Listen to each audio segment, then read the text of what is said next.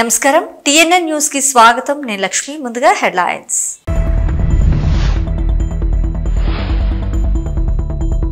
Bengaluru rave party కేసులో charge sheet దాఖలు హేమాతో పాటు 88 మందిని నిందితులుగా పేర్కొన్న పోలీసులు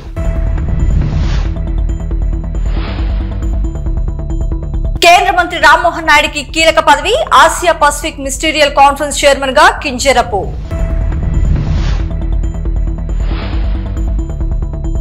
విజయవాడలో ఆకలి కేకలు ఆహారం ఎగబడుతున్న బాధితులు కేంద్ర మంత్రి రామ్మోహన్ నాయుడుకి కీలక పదవి Asia Pacific ministerial conference chairman గా టీడీపీ నేత కేంద్ర మంత్రి రామ్మోహన్ నాయుడు ఎన్నికయ్యారు. ఢిల్లీలో జరుగుతున్న 2వ ఆసియా పసిఫిక్ మినిస్టీరియల్ కాన్ఫరెన్స్ లో 40 దేశాల సభ్యులు ఆయన ఏకగ్రీవంగా ఎన్నుకున్నారు. ఈ సందర్భంగా ఎంపీ రామ్మోహన్ నాయుడు మాట్లాడుతూ దేశం తరపున దక్కిన ఈ గౌరవాన్ని బాధ్యత తెలిపారు. విమానయాన రంగాన్ని ప్రజలకు మరింతగా అందుబాటులోకి తెచ్చేందుకు సభ్య దేశాల మధ్య రవాణాను సులభతరం చేసేందుకు కృషి చేస్తానంటూ వెల్లడించారు. ఆయన Kinjarapu Rammohan Naidu, Union Minister of Civil Aviation, India, for his vision and dynamic leadership in the civil aviation, and I sincerely believe that the region will stand to benefit a lot through his dynamic leadership in the region. Minister Naidu has distinguished himself with his strategic foresight and unwavering commitment to make air travel available and accessible to all. I'm therefore delighted and honored to nominate Minister Naidu as the conference chairman. The Honorable Minister of Aviation, India. I would like to thank the Secretary ICAO and also the Honorable Minister Ki Hong Tat, Minister for Transport of Singapore, and His Excellency Mr. Chandra Bahadur Gurung, Minister of Infrastructure and Transport of Bhutan, for proposing and seconding. And I assure you my commitment for fostering an environment of open dialogue, and I'm confident that through this conference we would achieve meaningful outcomes that contribute significantly to the growth and development of aviation in our region. Sircilla జిల్లా తంగలపల్లి గిరిజన సంక్షేమ గురుకుల పాఠశాలలో గురుకుల పాఠశాల విద్యార్థులను PET Josna వేధిస్తున్నారంటూ విద్యార్థులు రోడ్డెక్కారు. నెలవారీ సమయంలోనూ బాత్రూంకి వెళ్లిన విద్యార్థులతో పీఈటీ అనుచితంగా ప్రవర్తిస్తున్నారంటూ బాత్రూం తలుపులు పగలగొట్టి లోపలికొచ్చి తమను మొబైల్ ఫోన్లో వీడియోలు తీయడంతో పాటు కొడుతున్నారంటూ విద్యార్థులు ఆరోపిస్తూ రోడ్డుపై బైఠాయించి ఈ పీఈటీని వెంటనే సస్పెండ్ చేయాలని డిమాండ్ చేస్తూ నిరసన తెలిపారు విద్యార్థులు.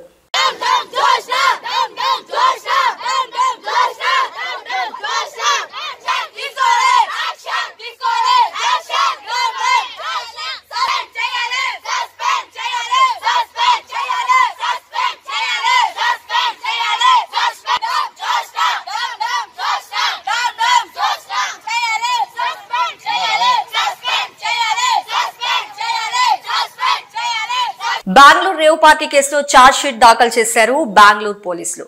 1086 పేజీలతో ఛార్జ్ షీట్ దాఖలు చేయగా 88 మందిని నిందితులుగా పేర్కొన్నారు పోలీసులు. సీనియర్ నటి హేమ రేవ్ పార్టీ కేసులో పాల్గొని డ్రగ్స్ సేవించినట్లు పేర్కొన్నారు. రేవ్ పార్టీలో హేమ ఎండిఎంఏ డ్రగ్స్ సేవించినట్లు మెడికల్ రిపోర్ట్స్ ని ఛార్జ్ షీట్ కి జోడించారు పోలీసులు. అయితే నటి హేమ మాట్లాడుతూ నేను ఎక్కడ డ్రగ్స్ తీసుకోలేదు, బెంగళూరు పోలీసులు ఛార్జ్ షీట్ లో నా పేరు వచ్చినట్లు తెలిసింది, నేను డ్రగ్స్ తీసుకున్నట్లు నిరూపిస్తే దేనికైనా సిద్ధమంటూ ఆవిడ మరోవైపు సవాల్ విసిరారు. ఛార్జ్ షీట్ నాకు వచ్చాక దీనిపై నేను స్పందిస్తానంటూ తేల్చి చెప్పారు. నాకున్న సమాచారం మేరకు డ్రగ్స్ రిపోర్ట్ లో నెగిటివ్ అని ఛార్జ్ షీట్ లో వేశారు అంటూ పేర్కొన్నారు. తుఫాన్ రాబోతుందని 3 రోజుల ముందే చంద్రబాబు నాయుడుకి సమాచారం వెళ్ళింది. కావలసినంత సమయం ఉన్నా ఉన్నతాధికారులతో కనీసం రివ్యూ మీటింగ్ పెట్టుకోలేదు చంద్రబాబు అంటూ ఏపీ మాజీ ముఖ్యమంత్రి వైఎస్ జగన్మోహన్ రెడ్డి ఆరోపించారు. చంద్రబాబు తప్పిదంతోనే వరదల్లో 60 మందికి పైగా చనిపోయారని, నీపై ఎందుకు నెగ్లిజెన్సీ కేసు పెట్టకూడదు నారా చంద్రబాబు నాయుడు అంటూ జగన్మోహన్ రెడ్డి ప్రశ్నించారు. దాదాపుగా 4 సంవత్సరాల కిందట జరిగిన ఘటనలో ఈ రోజు టాపిక్ డైవర్ట్ చేసేందుకు 4వ తారీఖు రాత్రిన సురేష్ను, దళిత ఎంపీని, విజయవాడ డిప్యూటీ మేయర్ భర్తను అరెస్ట్ చేస్తారు. నేను అడుగుతా ఉన్నా, సూటిగా నేను ఒక ప్రశ్న అడుగుతా ఉన్నా, ఆ రోజు ఏం జరిగింది? తెలుగుదేశం పార్టీకి సంబంధించిన అఫీషియల్ స్పోక్స్ పర్సన్ పట్టాభి అనే వ్యక్తి ఆ రోజు సిట్టింగ్ ముఖ్యమంత్రిగా ఉన్న అప్పట్లో సిట్టింగ్ ముఖ్యమంత్రిగా ఉన్న వ్యక్తిని బోసుడీకే అని తిట్టాడు. బోసుడీకే అంటే ఏమిటో తెలుసా? తెలుగుదేశం పార్టీ కార్యాలయంలో తెలుగుదేశం పార్టీ అధికార ప్రతినిధి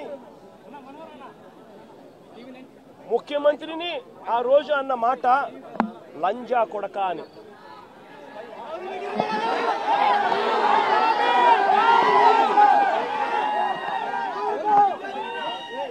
నిజంగా ఆ మాదిరిగా ఒక వ్యక్తి తిడితే రాష్ట్ర వ్యాప్తంగా ఆ ముఖ్యమంత్రిని ప్రేమించే వాళ్ళు, వైఎస్ఆర్ కాంగ్రెస్ పార్టీని అభిమానించే వాళ్ళు, రాష్ట్ర వ్యాప్తంగా ఉన్న వాళ్ళందరికీ కూడా కడుపు మండదా? ఎవరైనా చెబితేనే వాళ్ళు వచ్చి చేస్తారా? కడుపు మండిన వాళ్ళు, ఈ అన్యాయాన్ని చూడాలనుకునే వాళ్ళు, చూడకూడదు అని అనుకునే వాళ్ళు ధర్నా చేయడానికి వచ్చిన వాళ్ళ మీద దాడి చేయడానికి కూడా ప్రయత్నం చేశారు. ఆ దాడి జరిగిన పరిస్థితుల్లో, ఆ తోపులాటలో, ఆ తొక్కిసలాటలో తెలుగుదేశం పార్టీ ఆఫీసు మీద కొద్దో గొప్ప రాళ్ళు పడిండొచ్చు. నేను అడుగుతా ఉన్నా, ఆ జరిగిన ఘటనను ముఖ్యమంత్రిగా నన్ను అన్నా కూడా నేను చంద్రబాబు నాయుడు గారి మీద కక్ష సాధింపు చర్యతో వ్యవహరించాల. రాళ్ళు పడినాయి అని చెప్పి ఎప్పుడైతే తెలిసిందో వెంటనే అటువంటి ఆ ఘటనకు పోయిన వాళ్ళందరినీ కూడా ఎవరెవరు పోయారు అని చెప్పి ఆధారాలు చూసి, అక్కడున్న సీసీ కెమెరాలో, అక్కడున్న ఒక్కొక్క సెల్ ఫోన్ లొకేషన్స్, ఇవన్నీ ఆధారాల మేరకు చూసుకొని ఎవరెవరైతే పోయారో వాళ్ళందరినీ కూడా 41A ఇచ్చి వాళ్ళందరినీ కూడా అరెస్ట్ చూపించి కోర్టులో ప్రొడ్యూస్ చేయడం కూడా జరిగింది. ఎందుకంటే 7 ఏళ్ల లోపు ఉన్న కేసు ఇది. శిక్షా కాల పరిమితి 7 ఏళ్ల లోపు ఉన్న శిక్షా కాలం పరిమితి ఉన్న కేసు ఇది. కాబట్టి దీంట్లో అరెస్ట్ చేయడం అన్నది it does not serve the purpose. కాబట్టి 41A ఇచ్చి కోర్టుకు హాజరుపరచడం కూడా జరిగింది. మన ఇంత నిబద్ధతతో ఆ రోజు మేము అడుగులు వేశాం. ఇంత నిబద్ధతతో ఆ రోజు నిబద్ధతతో అడుగులు వేసి వాళ్ళందరినీ కూడా హాజరుపరిచి 41A కింద వాళ్ళందరికీ కూడా నోటీసులు ఇచ్చి వాళ్ళందరినీ కూడా కోర్టు ప్రొడ్యూస్ చేశారు. చంద్రబాబు నాయుడు గారు ప్రభుత్వం వచ్చి 3-4 నెలలు కూడా కైపోలా. ఈ 3-4 నెలల్లో చంద్రబాబు నాయుడు గారి పరిపాలన ఎంత దారుణంగా ఉంది అని అంటే నిజంగా నాకు ఆశ్చర్యం కలిగించే విషయాలు కనిపిస్తాయి. ఇదే పెద్ద మనిషి చంద్రబాబు నాయుడు గారు ఎంత రెడ్ బుక్ పాలనలో నిమగ్నమై ఉన్నాడు అనంటే, పరిపాలన ఎంత గాలికి వదిలేశాడు అనంటే, ఇదే పెద్ద మనిషి చంద్రబాబు నాయుడుకు తుఫాను వస్తా ఉంది అని సంకేతం తెలుసు. బుధవారం నాడే తుఫాను, శుక్రవారం సాయంత్రం నుంచి తుఫాను రాబోతా ఉంది, భారీ స్థాయిలో వర్షాలు పడతాయి, అతి భారీ వర్షాలు కురుస్తాయి శుక్రవారం సాయంత్రం నుంచి అని తనకు అలర్ట్ వచ్చింది బుధవారం నాడే. చంద్రబాబు నాయుడు దగ్గర బుధవారము, గురువారము, శుక్రవారం మధ్యాహ్నం దాకా టైం ఉండేది. కానీ చంద్రబాబు నాయుడు గారు అనే వ్యక్తి ఎంతగా ఈ మనిషి రెడ్ బుక్ పాలన మీద ధ్యాస పెడతా ఉన్నాడో తప్ప ప్రజల అగసాట్ల మీద ధ్యాస పెట్టడం లేదన్నదానికి ఇదే నిదర్శనం. 2.5 రోజు టైం ఉన్నా కూడా, బుధవారము, గురువారము, శుక్రవారం మధ్యాహ్నం దాకా టైం ఉన్నా కూడా చంద్రబాబు నాయుడు గాలికి వదిలేశాడు ప్రజలను. తాను అదే రోజే, బుధవారం రోజే, అలర్ట్ వచ్చిన రోజే తాను రివ్యూ మీటింగ్ తీసుకుని ఉంటే డ్యాములన్నీ ఒకవైపున నిండి ఉన్నాయి అనే సంగతి తనకు తెలుసు. పై రాష్ట్రాల నుంచి, మహారాష్ట్ర నుంచి, కర్ణాటక నుంచి, తెలంగాణ నుంచి నీళ్లు వస్తున్నాయని సంగతి తెలుసు. మాన్సూన్ వల్ల అటు పై రాష్ట్రాల నుంచి వరదలు వస్తా ఉన్నాయనే సంగతి తెలుసు. మన రాష్ట్రంలో కూడా తుఫాన్ రాబోతా ఉంది అనే సంగతి కూడా తెలుసు. మరి అలాంటప్పుడు చంద్రబాబు నాయుడు ఏం చేయాలి? బుధవారం రోజు రివ్యూ తీసుకుని రెవెన్యూ సెక్రటరీని, చీఫ్ సెక్రటరీని, ఇరిగేషన్ సెక్రటరీని, హోమ్ సెక్రటరీని వీళ్ళందరినీ కూడా పిలిచే కార్యక్రమం చేయాలి. వీళ్ళందరితో రివ్యూ తీసుకుంటే వీళ్ళందరూ ఆ తర్వాత కలెక్టర్లతో వీళ్ళంతా కూడా చేయాల్సిన పనులు చేస్తారు. ఇరిగేషన్ సెక్రటరీ ఉన్న డ్యాములను ఖాళీ చేయిస్తాడు. శ్రీశైలంలోను, నాగార్జున సాగర్లోను, పులిచింతల్లోను 3 డ్యాముల్లోనూ కనీసం ప్రతి డ్యాంలోనూ ఒక 25-30 టీఎంసీలు తగ్గించుకుంటూ వచ్చి కనీసం ఒక 80-90 టీఎంసీలు మేరకు తగ్గించి ఈ 3 డ్యాముల్లో కలిపి ఒక ఫ్లడ్ కుషన్ మెయింటైన్ చేస్తాడు ఇరిగేషన్ సెక్రటరీ. దానివల్ల పైనుంచి వచ్చే నీళ్లను, ఇతర రాష్ట్రాల నుంచి వచ్చే నీళ్లను, ఈ ఫ్లడ్ కుషన్ ఉంది కాబట్టి నీళ్లను అక్కడే ఆపిండొచ్చు. రెవెన్యూ సెక్రటరీ వెంటనే రిలీఫ్ క్యాంపులు ఏర్పాటు చేస్తాడు. ఆ రిలీఫ్ క్యాంపుల్లో ఏర్పాట్లు బాగున్నాయా లేదా, రిలీఫ్ క్యాంపులు ఎక్కడున్నాయి, ఎక్కడ పెట్టాలి, ఆ రిలీఫ్ క్యాంపుల్లో ఏర్పాట్లను పర్యవేక్షిస్తాడు రెవెన్యూ సెక్రటరీ.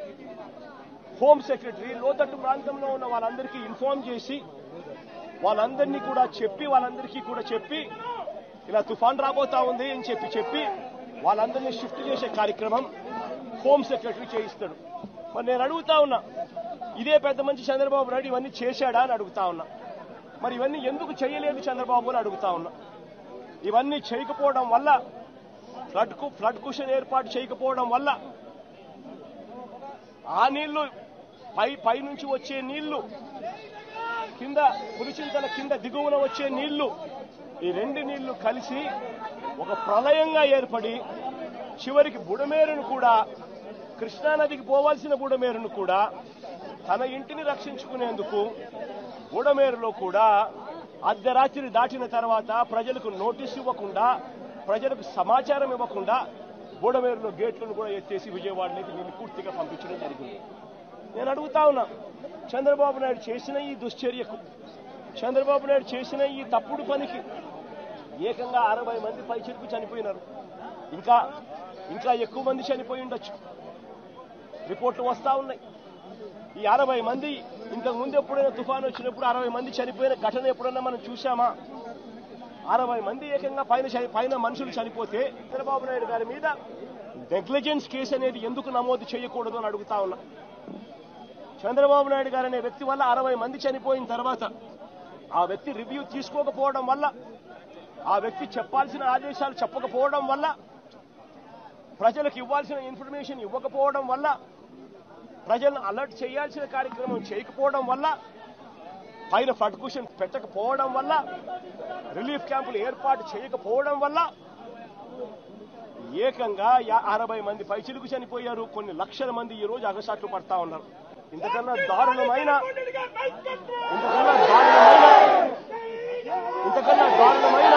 పాలన ఎక్కడైనా ఉంటుందా అని అడుగుతా ఉన్నా. ఈ పెద్ద మనిషి ఈ నేరాన్ని కూడా, ఈ తప్పును కూడా డైవర్ట్ చేసేందుకు ఒకవైపున సురేష్ లాంటి ఎక్స్ ఎంపీని, విజయవాడ డిప్యూటీ మేయర్ భర్తను, ఇలాంటి వాళ్ళని టాపిక్ డైవర్ట్ చేసేందుకు 4వ తేదీ రాత్రే అరెస్ట్ చేయించే కార్యక్రమం చేస్తున్నారు. విజయవాడలో వరదలు మిగిల్చిన కష్టాలు ఇంకా పలు ప్రాంతాలను వెంటాడుతూనే ఉన్నాయి. మరి ముఖ్యంగా సింగ్ నగర్, బాంబే కాలనీ, సుందరయ్య నగర్, రాధానగర్, కండ్రిక ప్రాంత ప్రజలు అనేక ఇబ్బందులు పడుతున్నారు. ఇంట్లో వంట సామాన్లు, గ్యాస్ స్టవ్లు పాడైపోవడంతో 10 రోజులుగా పొయ్యి కూడా వెలిగించలేని దుస్థితిలో ఉన్నారు ప్రజలు. ఈ క్రమంలో ప్రభుత్వం పలు స్వచ్ఛంద సంస్థలు అందిస్తున్న ఆహారం కోసం బాధితులు ఎగబడుతున్న దృశ్యాలు మన మనసుని మాత్రం కలిచివేయక మానవు.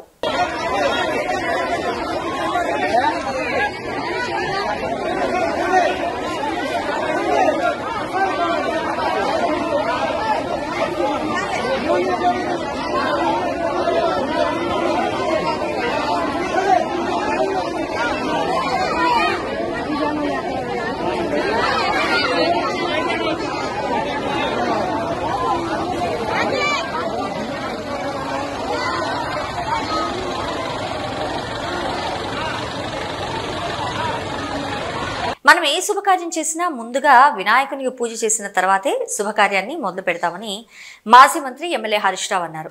సిద్దిపేట జిల్లా కేంద్రంలోని పలు వార్డుల్లో మాజీ మంత్రి హరీష్ రావు వినాయక నవరాత్రి ఉత్సవాల పూజల్లో పాల్గొని మాట్లాడారు.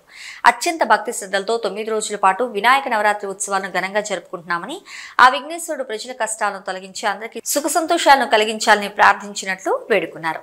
ఈ సందర్భంగా భక్తులకు వినాయక చవితి నవరాత్రి ఉత్సవాల శుభాకాంక్షలు తెలియజేశారు.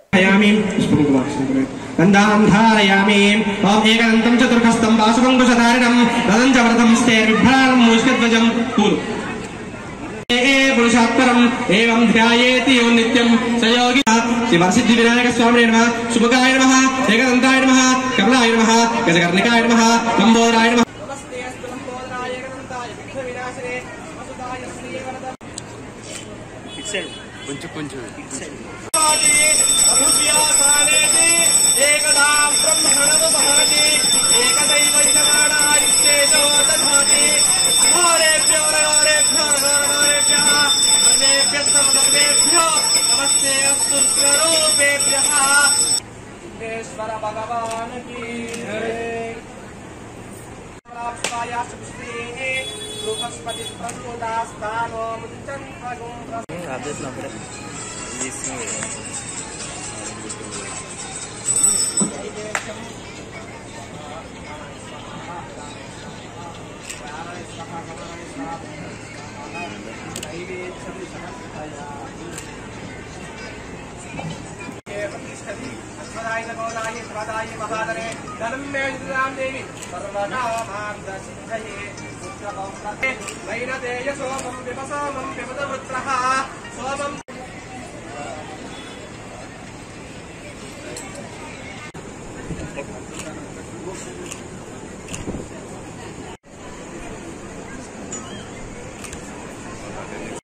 కోచర్లందరూ అంబికా ఆర్కేడ్ ఫ్యామిలీ అసోసియేషన్ వారి ఆధ్వర్యంలో నిర్వహిస్తున్నటువంటి గణనాథ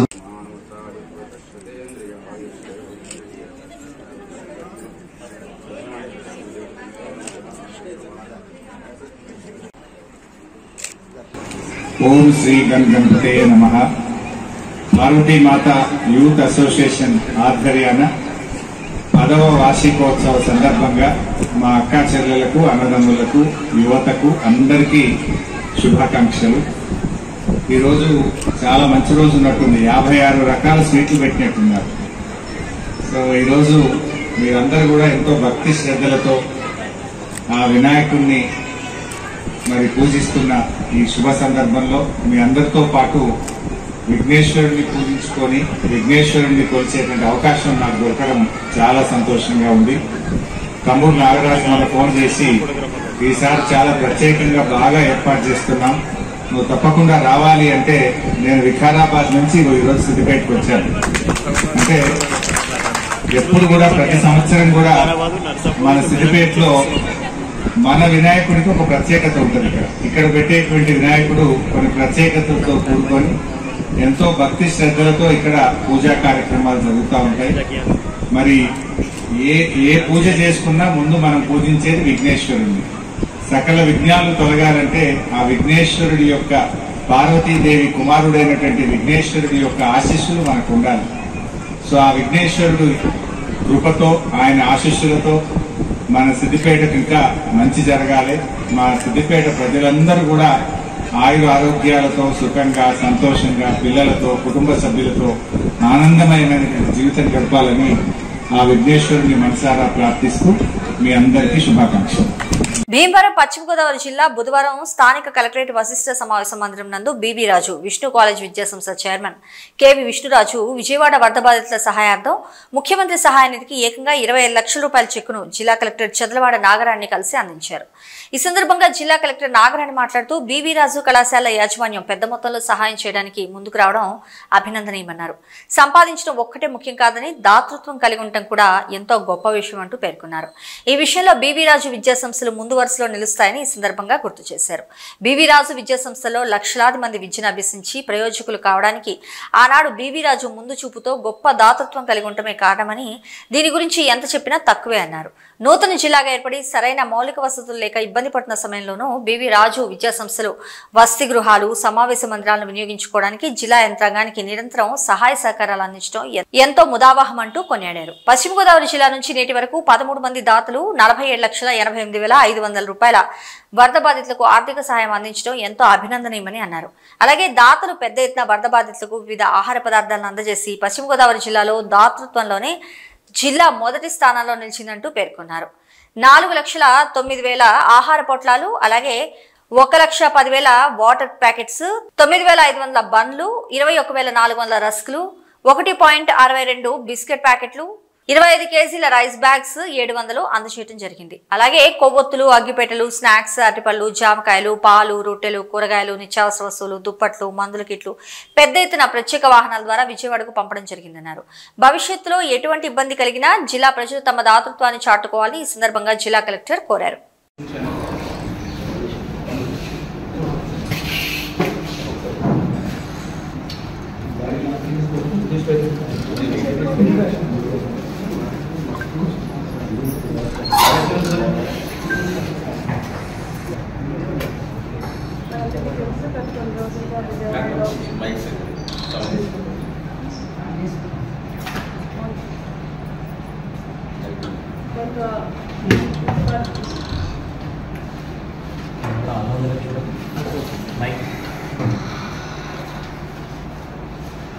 గతంలో కురిసిన భారీ వర్షాలు వరదలు చాలా విజయవాడలో కొన్ని కాలనీలో చాలామంది ప్రజలు కొన్ని వేలు లక్షల మంది ప్రజలు కుటుంబాలు చాలా కష్టాలు పడ్డాయి.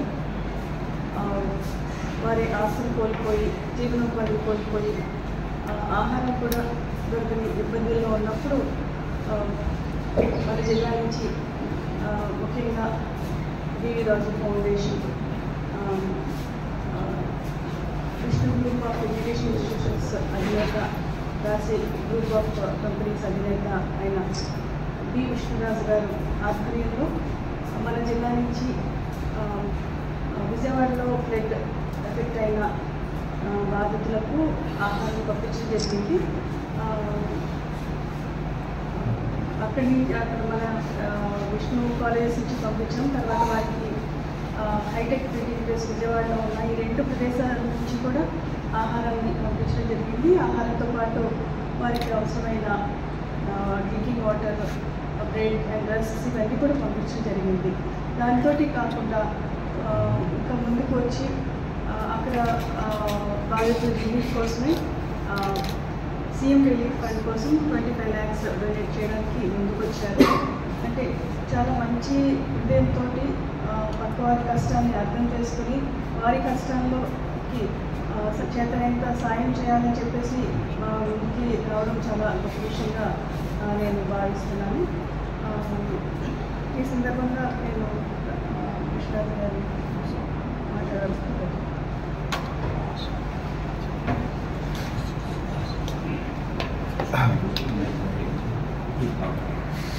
కొన్ని ప్రాంతాల్లో జరిగిన ఈ వరదలు మనం ఎప్పుడూ చూడలేదు.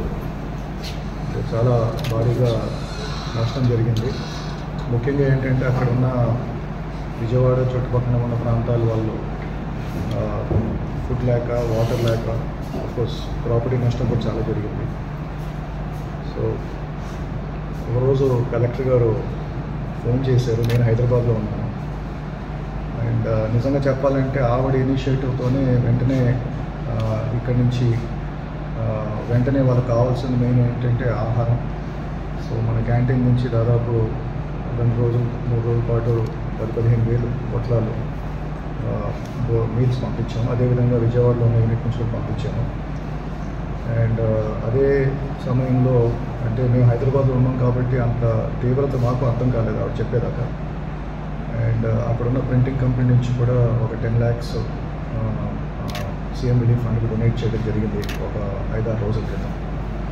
సరే అప్పుడు అనిపించింది మనం ఇంత పెద్ద సంస్థలు నడుపుతున్నాం కదా, ఇక్కడి నుంచి కూడా మనం మన జిల్లా నుంచి కూడా పంపిస్తే బాగుంటుంది, మనకి కొంచెం సహాయం చేస్తే బాగుంటుంది, వాళ్ళ కష్టాల్లో ఉన్నారని చెప్పి.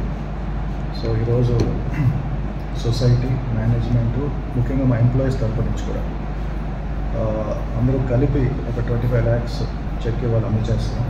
అండ్ మేడం గారి ద్వారా, ఆనరబుల్ కలెక్టర్ ద్వారా సీఎం రిలీఫ్ ఫండ్కి అందజేసేటట్టు రిక్వెస్ట్ చేస్తున్నాం.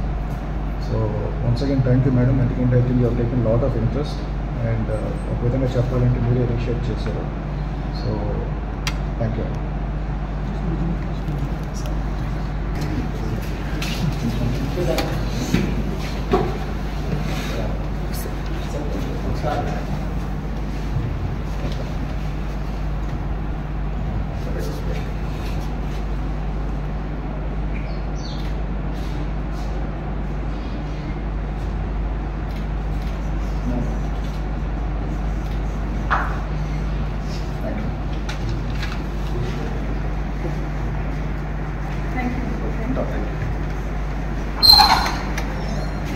ఇవి ఈ బులెటిన్ విశేషాలు.